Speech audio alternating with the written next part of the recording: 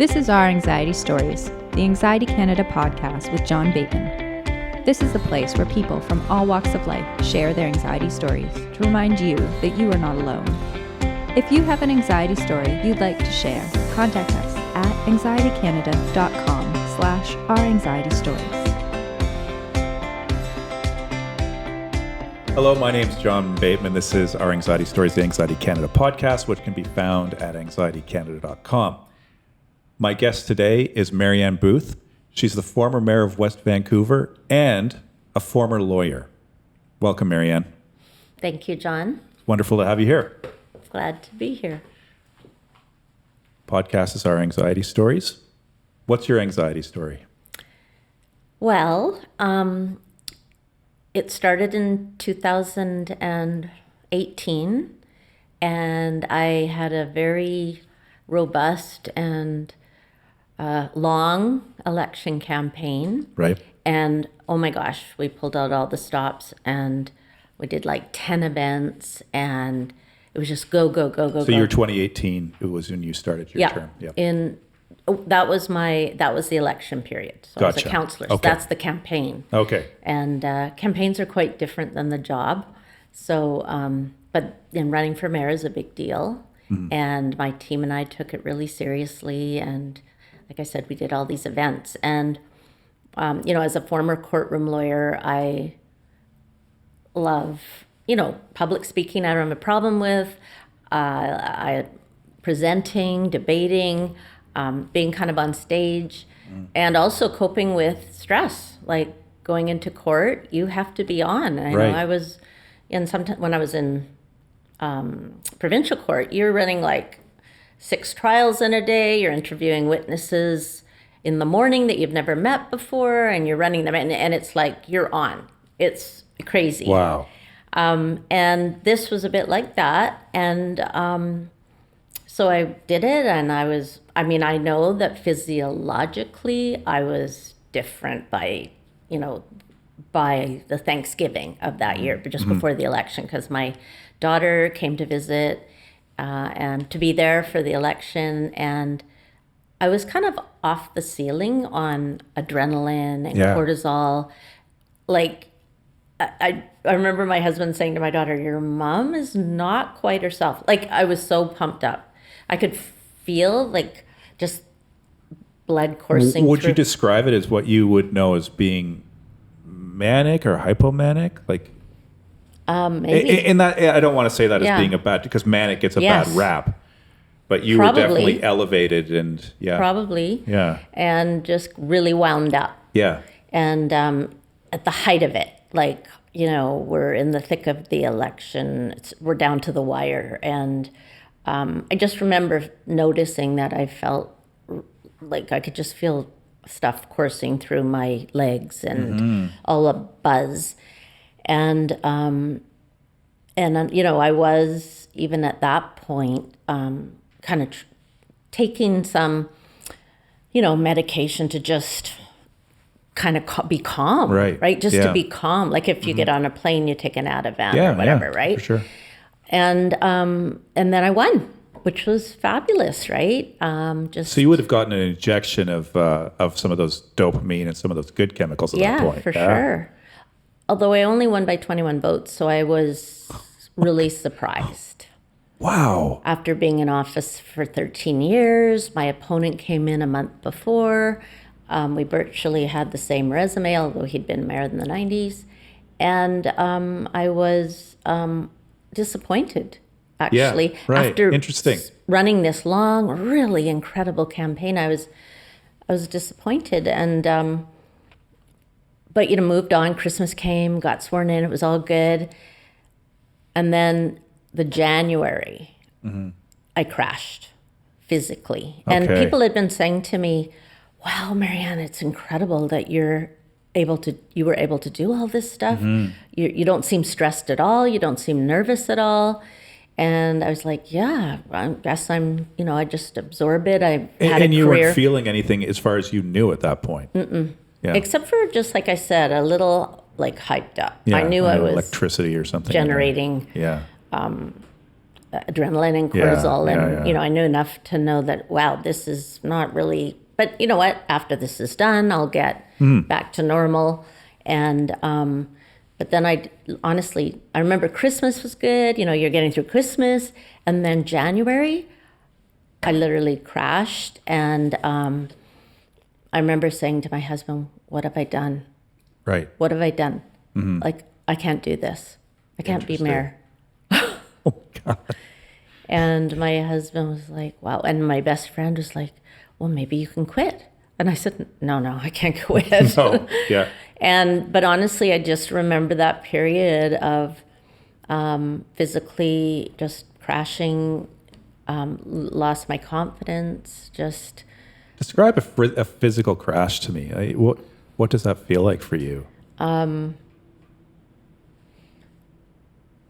It just felt like fear. Right. Yeah. Well, and actually, you asked me earlier whether it was a big jump to go from council to mayor.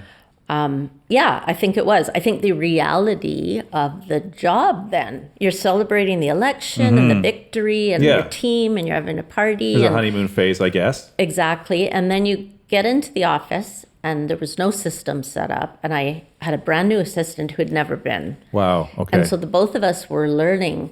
And the other thing is too, which I can't forget, is that as a lawyer, I've always managed all my affairs myself. Like you don't have assistants. And I had to turn over control to my assistant, who actually helped me on the campaign. She was my assistant on the campaign on a volunteer basis. She was amazing. Yeah. That's why I hired her. Yeah. And I turned over control to my emails, to my filing, to my schedule. 3 things that I had always done myself. And so you doing it yourself, like that sense of control probably really helped you guard your stress and guard your anxiety at that point. Absolutely. That's, I think, my whole career, how I've managed stress is, the neat office, everything in control. You know where everything is. You have a plan. Everything's orderly. That's my environment. Yeah. And I get into the new office and my assistant's now like, okay, now I need something to do and I'm going to do this for you and I'm going to do this. Honestly, she was loving it. She's like, isn't this the best? And I said to her, I'm glad one of us is having a good time because I was not.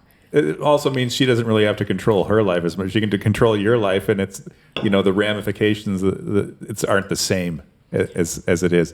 So, so what was that like? Like, is that something you got used to? That because as a lawyer, I'm assuming you have a great deal of control in what you're doing. And then all of a sudden you're giving that control to somebody else, which causes people a lot of anxiety. That's why you hear about people with anxiety when they're on airplanes, because they're giving the control over to people they don't know. So how did you cope with that? Did you change the system? How did that?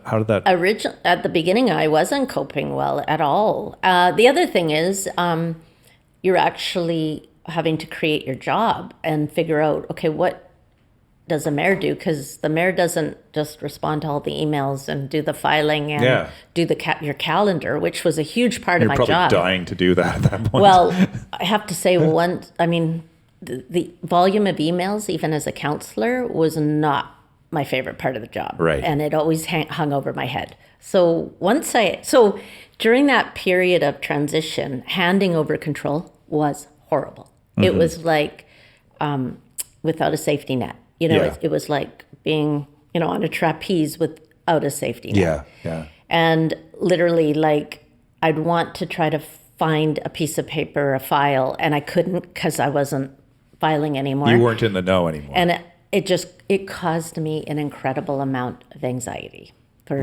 And so I think that loss of control plus maybe the exhaustion and that it happened and the stress. Well, such a build.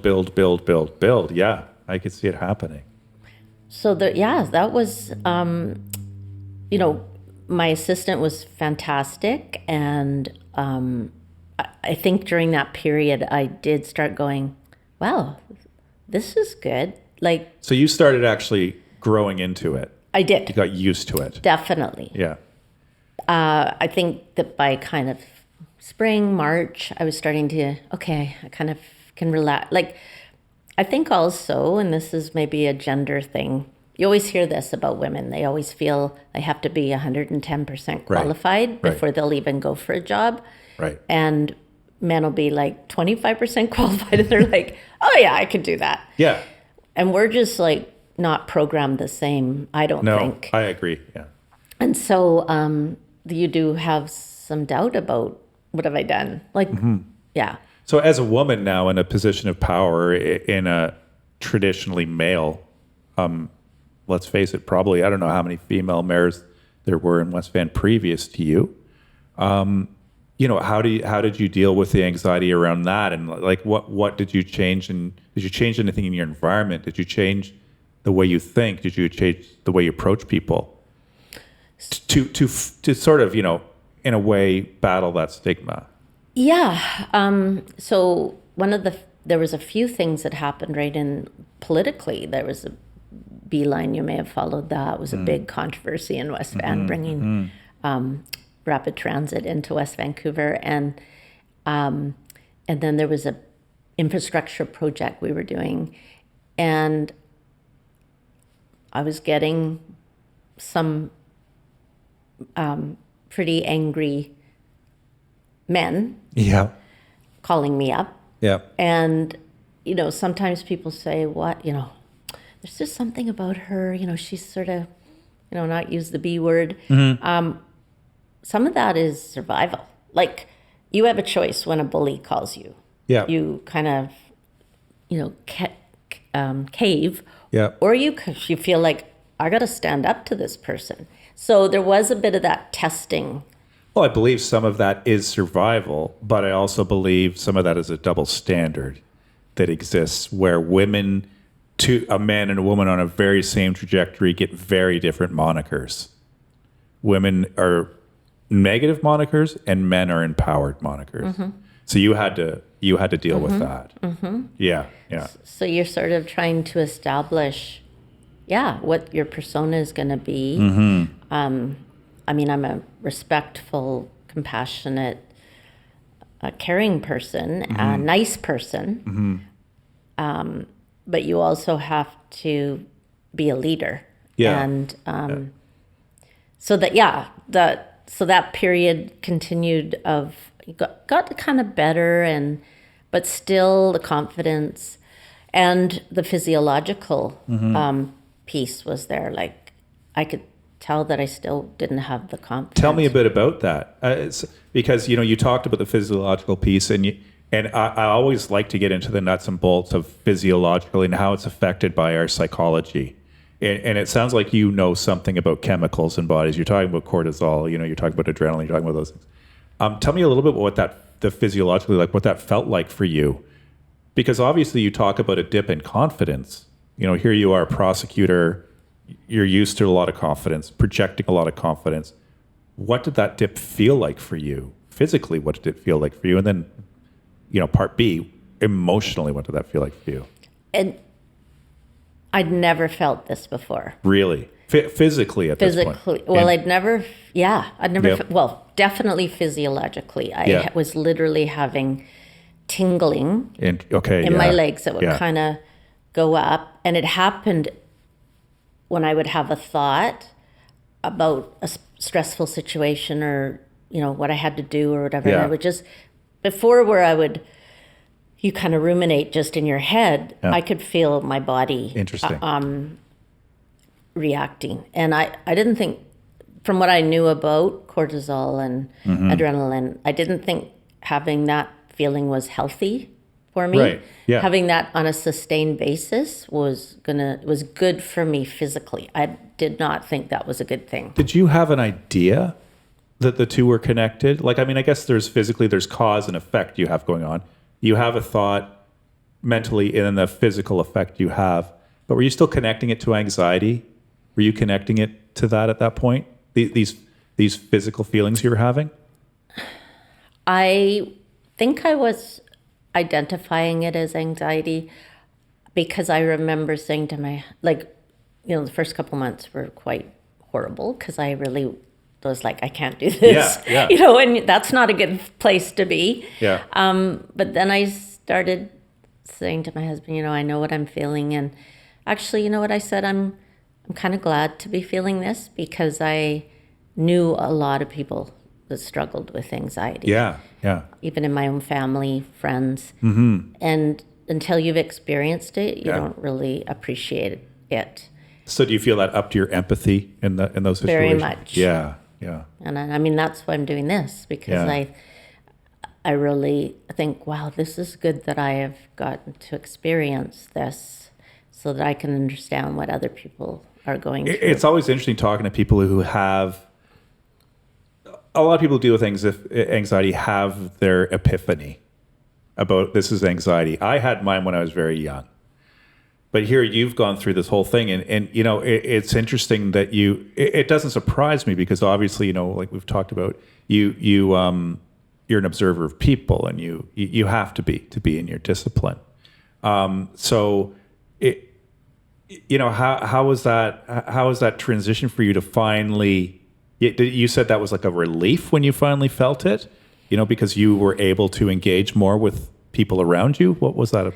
I don't think it was a relief. I think I was kind of going up and down a little bit, sort of, okay, am I going to feel better? Oh, I feel a bit better. Oh, I'm still not myself. Right. I remember going to a meeting at the Port of Vancouver and walking into a room and just not feeling myself. You look in the room and you're like, everybody else here is smarter than me. What am I doing interesting. here?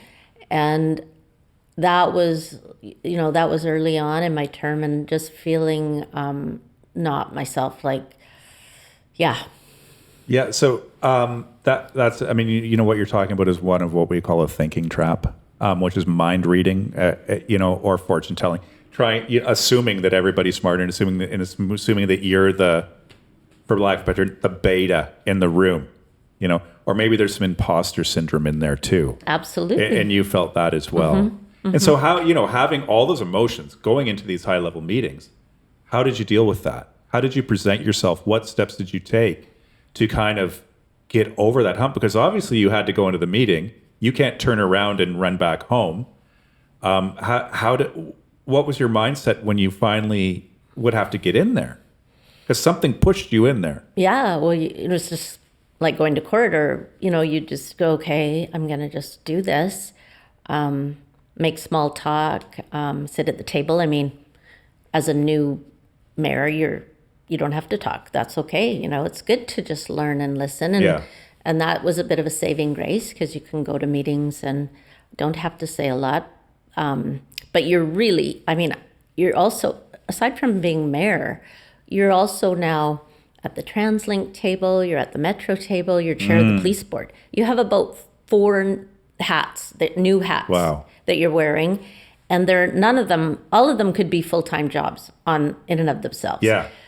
So it's no wonder that I had these self-doubts, and no wonder that I was having a manifestation of the stress, because literally it's like, okay, well, here's your binder for Friday, 1,000 pages.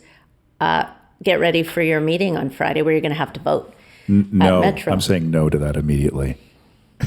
But here it is. This is where I'm very curious, because I've often said that I've gotten through a lot of my mental health challenges because of this character attribute, and I think it's important, and it's stubbornness. And for me, it's like stubbornness to stick with what I've got. I know I have this. I know this is terrible. I know this is uncomfortable, and just stubbornly go through it. Do you feel there's characteristics in your personality? Maybe it's stubbornness. Maybe it's not. Because you mentioned a tool already, which was I'm going to go in, I'll make small talk first, I'll do what's comfortable. You obviously have the set of things that works for you. So there's some characteristics that kind of kept you going, because anxiety, as you know, is paralyzing. I've been paralyzed before for months and months and months and months, and you didn't have that luxury. So it's really interesting to know what kind of characteristics you bring when you go in that gets you past, because it's important for people to know, because it's important to nurture some of these characteristics in ourselves too. I think again, as we have this discussion, I'm discovering some of these things on the spot. But resilience, for sure. I've Right. just recently come to that realization through this campaign, which was much more enjoyable, even though I lost. But also you draw on all those times. And every time I switched jobs, which I did voluntarily, You've done a lot. I was on a huge learning curve, which I loved, or I thought I needed. But there was always the first 6 months where I was like, oh my God, what have I done? But then I loved it. So I think I just drew on that and said, and also the worst thing, or maybe the best thing that people can say to me is, oh, you can't do that. Yeah. Oh, exactly. So, because even my career path, no one would do that in law, to go from civil litigation to teaching business law, Right. to practicing criminal law, to practicing commercial law. Yeah. Along the way, Yeah. a lot of people said, you can't do that. You can't go course. from that to that to that. Yeah. And so I guess, I did think you can get through this, but I had never felt the strain as much physically that I had felt before. And I did say to my husband, okay, the next time I say I'm going to switch careers, please stop me, because I think there's a point when, there's diminishing returns. But that kind of thing is important. On that having somebody that you can talk to is important. You've mentioned your husband a couple of times, so obviously there's something there. But it's also important within creating our support system around mental health, that we have somebody who can keep tabs on us in a little bit. And I don't think there's anything wrong with you saying, hey, double check me. Because, it sounds like you are you are obviously a person of power, right? And you are not somebody who doesn't want to be, my daughter who's 20 now, her mantra is like, don't tell me no, right? You can say I can't do this, and it gives me more fuel to prove I can. But to have people that are around that kind of check on you, and I think that's fair. Like, I think it's fair to say to people, your husband who's part of your support system, hey, don't let me do this again. But that was after you decided you were going to run for mayor again. That was after, yes. Yeah. So, and have you done? Did you do anything else that was in service to your anxiety? Like, you tackle things head on, and did you tackle your anxiety, your mental health struggles the same way? Was it head on? Did you change anything within your lifestyle? Mm-hmm. What kind of things did you change? So even, I guess now when I reflect, even during the campaign, I was starting to tap out.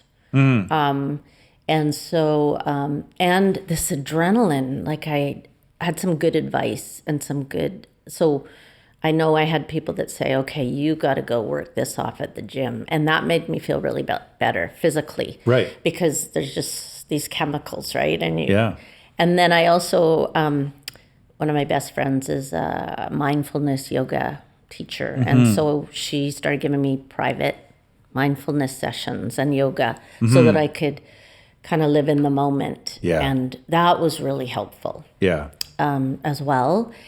And I continued to do those after I got elected. And so that was, and just recognizing the importance of physical activity as well. Exercise, I work out with a trainer, I still do for a long time. The other thing is that I was physically in the best shape.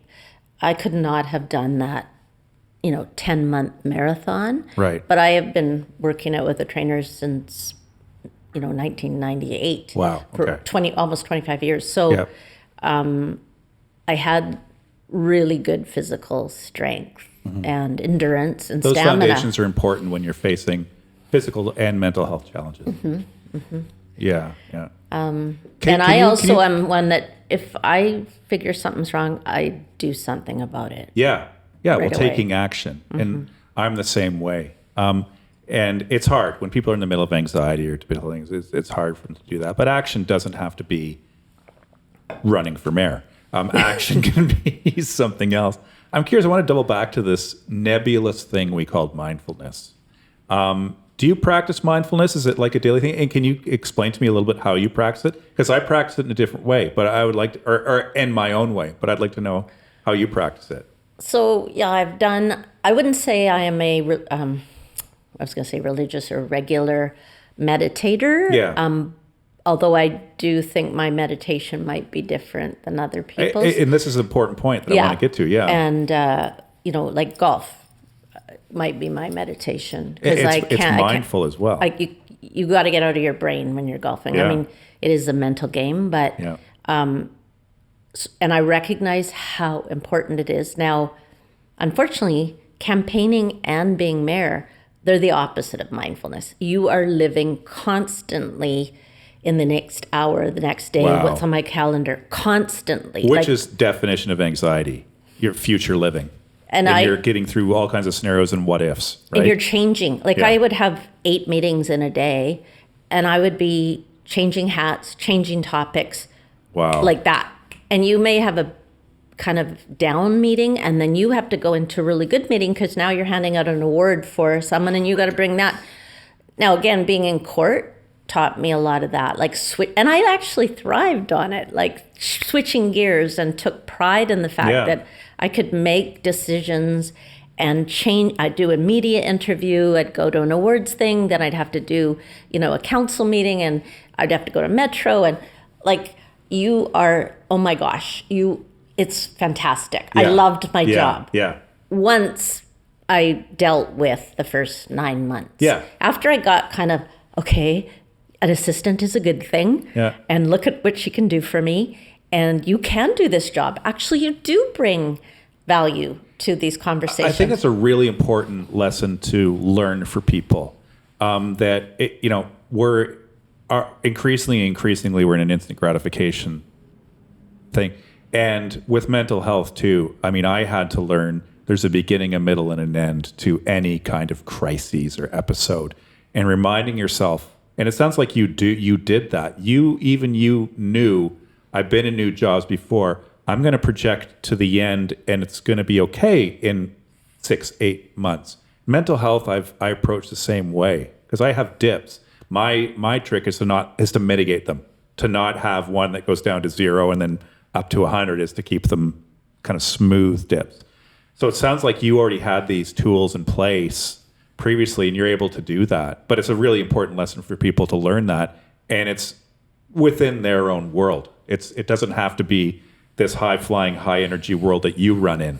You must have to do it. So yeah, so sorry, doubling back to mindfulness again. Is it a practice you do? Is it something Yes. that you sit down, I'm going to, be mindful? Absolutely. Okay. I really believe in it. I believe that our Western culture is desperate for it. We're at a tipping point. And so I resolved in my job, once I got to a place where I could actually function properly and was starting to get happy, I resolved every day I was going to enjoy the journey because Yeah. it could be over. Yeah. You live and die by the sword as a politician. And so When you walk out on the street, you live and die by you just don't know. yeah. So you're right. Well, also the term. Yeah. Like you could be out, which Yeah. I was. And Yeah. I take a great deal of comfort in the fact that it was hard and I worked super hard, but every single moment, if you can believe it, I knew this was part of the journey and to enjoy it So your mindfulness is bringing you back into the moment at the moment. at the moment. Yeah. Right. Yeah. Like they say, whether you're savoring a bite of Yeah. food, you're walking out, you're looking at where you are. You're not just, So okay, I got true. this meeting to go to. So true. When you're with someone, Yeah. you're like, you know what? I get such joy. Yeah. Yeah. This is a really Here cool we are moment. now. Yeah, exactly. I have a book of mindfulness. Yeah. I really believe in it. And Okay. So now I want to get into the crux. Now this isn't the crux of it, but now I'm really curious Yeah. because you've had several occupations. You've had several transitions. Transitions are difficult for people. Difficult for me. Transitioning from my home to coming here and interviewing is a difficult transition. But you're transitioning into a different part of your life now. You're, for all intents and purposes, retired. How are you handling this as you're moving into this? Because you're just freshly not mayor anymore. You've just, as you said, lost an election. Well, how are you moving into that transition? You know, emotionally, what are you doing? And physically, what are you doing to help yourself get there? And, you know, do you have plans? Do you have big plans? Like, how are you navigating this? So, yeah, this is a real test of, again, resilience. And I mean, I did not expect to lose, which is probably a good thing, because if you did, it'd be hard to work really hard to win, right? You've got to want to win. Yeah. You can't be afraid to lose. And even though I paid lip service to losing, I constantly said I could lose, got to be ready for it. Until you lose. And again, I was totally shocked, as were a lot of people. And then you do have to go through this period of mourning, really. Sure. Yeah. And honestly, I looked up, the 7 stages of grief. And the first one was shock and denial. And literally, when I would wake up in the morning, I would think, was that a dream, or am I not mayor? Right. And I'd go, oh my gosh, I'm not mayor anymore. Yeah. And you cannot just skip ahead to the happiness. You kind of go, If only. And, it was like, okay, first of all, you have to understand what happened, and that, again, and study people and study what happened and really reflect and look at the community. You start here at the campaign level and you start going up, and then you kind of get at the big picture, and you start, which is a good thing, because you're so down here in your community and the details. You sometimes don't see the forest for the trees, right? Yeah. So you got to, and I took a little bit of a vacation, which was perfect. I had a plan before I went away, or before I ran. And, I spent kind of half reflecting. And then the positive is I started thinking about the future. Right. Yeah. And I, contrary to what I always want to do, and I'm fighting it, I'm not planning. I actually want to have a period of discomfort. Are you planning to not plan? Is that what you're doing? Wow.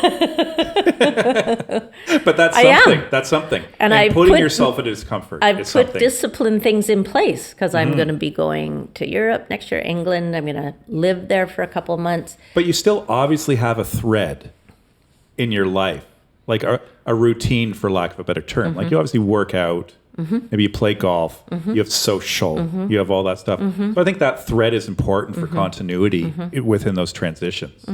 Yeah. I have. But you're doubling down, like because you're not mayor and you're retiring and you're risking. It's sort of a big. What it is a testament to your confidence in not being confident. If that's an oxymoron, but you know what I mean. Well, my friend. Lucy, she's the mindfulness. She was asking me, so how does this feel for you? And I'm like, I'm really, my biggest fear is not being busy, not having, a reason to kind of get up in the morning, or not. I've always had that. I've always been planning. I've always been working. She's like, it's okay to be like that. So you might have down moments. Yeah. Embrace those. You say, okay, feelings of discomfort are not bad things. And that's, I think, where we have to get to. That's human. There's the illusion, and probably people viewing you from the outside, there's this illusion of she's always good, she's always good, she's always got it, she's always under control. Absolutely. But you speaking to me today, it's just so incredibly valuable for those people who are reading that in you, and they think that's true, and then they're getting the truth from you. It's an incredible gift to give to people, so they know. Even the most highly functioning, successful people are going through it too.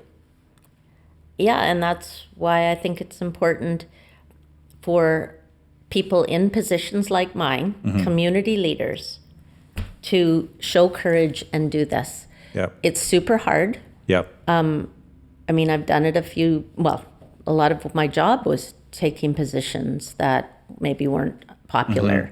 You don't know how they're going to be accepted or received. But I really believe that is leadership. Yeah. And community leaders have even more of an obligation to do this, because with decisions I've made in the past, I've seen it gives permission for others to follow you. Exactly. And it's also, I found when I first started becoming transparent about my mental health struggles, it helped me a lot. It was like therapy too. And so what you're doing in your new path, I can't explain how valuable it is and how many people you're really going to affect positively doing this. Thank you so much for taking the time. Your story is incredible. And I can't wait to see what you're doing next. And I would love to talk to you more sometime. That would be fabulous. Thank you so much for Thanks the opportunity. A lot. Okay. Thank you for listening to our Anxiety Stories. If you'd like to support this podcast or Anxiety Canada, go to anxietycanada.com.